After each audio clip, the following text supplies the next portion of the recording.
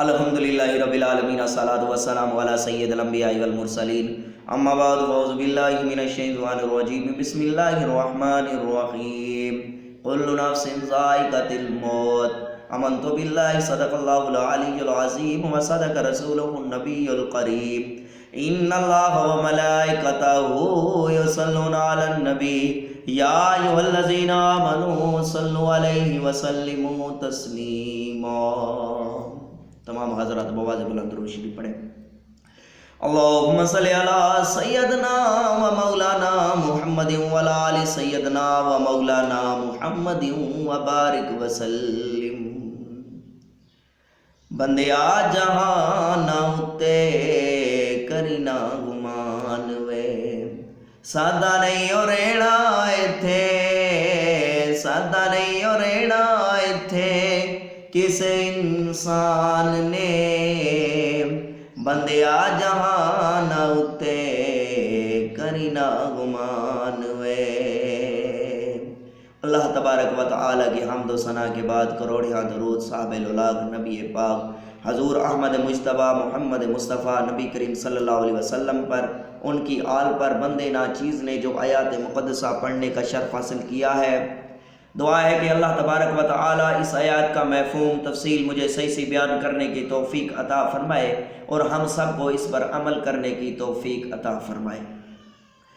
حضرات محترم، اللہ تبارک و تعالی نے قرآن المجید فرقان حمید کے اندر فرمایا کل نفس ذائقۃ الموت، کہ ہر ایک نفس کو موت کا ذائقہ چکھنا ہے۔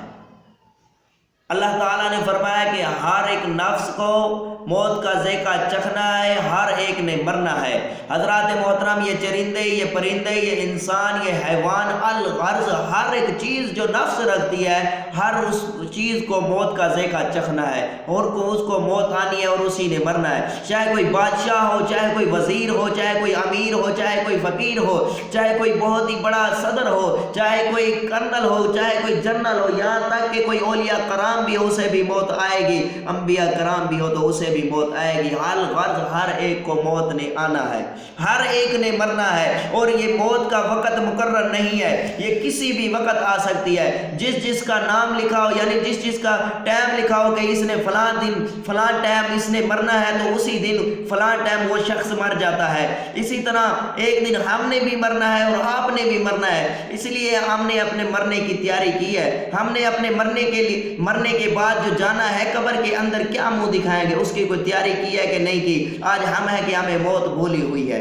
اللہ کے پیارے پیغمبر علیہ الصلوۃ والسلام فرماتے ہیں، صحابہ کرام بیٹھے ہوئے ہیں، آپ نے ایک صحابی کو کھڑا کیا اور پوچھا کہ اے صحابی بتا تو صحیح اپنی موت پہ کتنا بھروسہ رکھتا ہے؟ صحابی کھڑا ہو گیا، عرض کرنے لگا یا رسول اللہ صلی اللہ علیہ وسلم، ابھی ظہر کی نماز پڑھی ہے، پتہ نہیں عصر کی نماز نصیب ہوتی ہے کہ نہیں ہوتی۔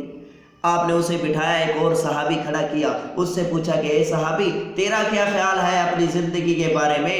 تو اپنی زندگی کے بھروسے کتنا بھروسہ رکھتا ہے اپنی زندگی پہ؟ اس نے عرض کی یا رسول اللہ صلی اللہ علیہ وسلم، میں ابھی دوپہر کا کھانا کھا کے آیا ہوں، شام کا نصیب ہوتا ہے کہ نہیں ہوتا؟ اسے بھی آپ نے بٹھا دیا۔ پھر ایک اور صحابی کو کھڑا کیا، اس سے پوچھا کہ اے صحابی تو بتا تو اپنی زندگی پہ کتنا بھروسہ رکھتا ہے؟ اس نے عرض کی یا رسول اللہ صلی اللہ علیہ وسلم، ابھی ہم بیٹھے ہوئے ہیں، پتہ نہیں ہے مسجد میں بیٹھے ہوئے ہیں، اس مسجد سے باہر جاتے ہیں کہ نہیں جاتے، کہ جانا بھی نصیب ہوتا ہے کہ نہیں ہوتا، یہ میں اپنی زندگی پہ بھروسہ رکھتا ہوں۔ اللہ کے نبی نے فرمایا کہ صحابیو تم اپنی زندگی پہ بہت زیادہ بھروسہ رکھتے ہو۔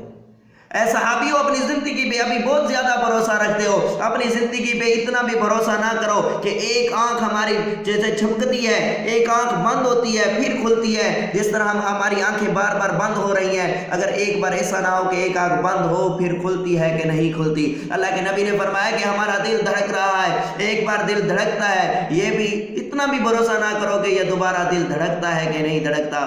دیکھیں حضرات محترم، اپنی زندگی پہ اتنا بھی ہمیں بھروسہ نہیں ہونا چاہیے کہ ہماری ایک جان چھپکتی ہے دوبارہ چھپکتی ہے کہ نہیں چھپکتی، ہمارا دل دھڑک رہا ہے، ایک بار دھڑکتا ہے دوبارہ دھڑکن آتی ہے کہ نہیں آتی۔ ہمیں اپنی زندگی پہ اتنا بھی بھروسہ نہیں کرنا چاہیے۔ آج ہم ہیں کہ ہم نے اپنی زندگی پہ اتنا بھروسہ کیا ہوا ہے اتنا بھروسہ کیا ہوا ہے کہ لوگوں سے نہ جانے کتنا ادھار لے لیتے ہیں اور کہہ دیتے ہیں کہ فلاں دن پیسے لے لینا، فلاں دن پیسے لے لینا، اپنی زندگی کا کوئی بھروسہ نہیں، لیکن پھر بھی ہم جو ہے نا اپنی زندگی سے بھی زیادہ بوجھ بنا رہے ہیں۔ آج ہمارے مکان دیکھیں اتنے پکے بنے ہوئے ہیں کہ کئی خاندان اس مکان میں رہے تو ہمارے مکانوں کو کچھ بھی نہیں ہوگا، لیکن ہماری زندگی چند دنوں کی زندگی ہے اور ہم نے کیا ہے اپنی موت کو بھولا ہوا ہے۔ یہاں تک کہ ہم اپنی آنکھوں سے دیکھتے ہیں کہ اپنے کتنے جنازے ہو رہے ہیں، قبرستان میں دن بدن اضافہ ہو رہا ہے۔ یہ بھی دیکھتے ہیں کہ ہمارا جو دوست تھا، ہمارے ساتھ بیٹھتا تھا، ہمارے ساتھ مسکراتا تھا، کھانا کھاتا تھا، پانی پیتا تھا، آج وہی دوست قبر کے اندر موجود ہے۔ اس دوست کو دیکھ کے بھی ہمیں نصیحت نہیں آتی کہ آج ہمارا اس دوست اس قبر کے اندر ہے، کل کو ہم نے بھی جانا ہے۔ اے میرے دوستو، اپنی موت کو یاد کرو، کبھی بھی کسی وقت موت آ جائے گی۔ جب موت آ جائے گی تو پھر ہمارے پاس کوئی ٹائم نہیں ہوگا، ہمارے پاس کوئی وقت نہیں ہوگا۔ اس وقت ہم چیخیں گے، چلائیں گے کہ خدا کے لیے ہمیں ایک بار پھر چھوڑا جائے، ہمیں ایک بار پھر موقع دیا جائے، ہم توبہ کریں گے، ہم اپنے جو گناہ ہے وہ سارے گناہ جتنے بھی ہم نے کیے ہیں دوبارہ وہ گناہ نہیں کریں گے، سارے گناہوں کی توبہ کریں گے اور ایندہ سارا نیکیاں کرتے رہیں گے۔ لیکن اللہ تعالیٰ نے قرآن پاک میں فرمایا الذی خلق الموت والحیات لیبلوکم ایکم احسن عملا، کہ میں نے تمہیں زندگی دی پھر اس کے بعد موت دی، ایکم احسن عملا، تاکہ تجھے دیکھ سکو تو اچھا عمل کرتا ہے کہ برا عمل۔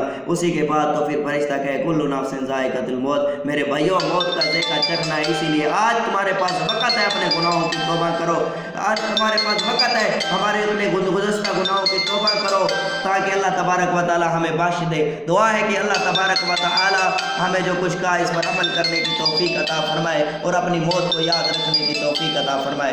وما علینا الا البلاغ المبین۔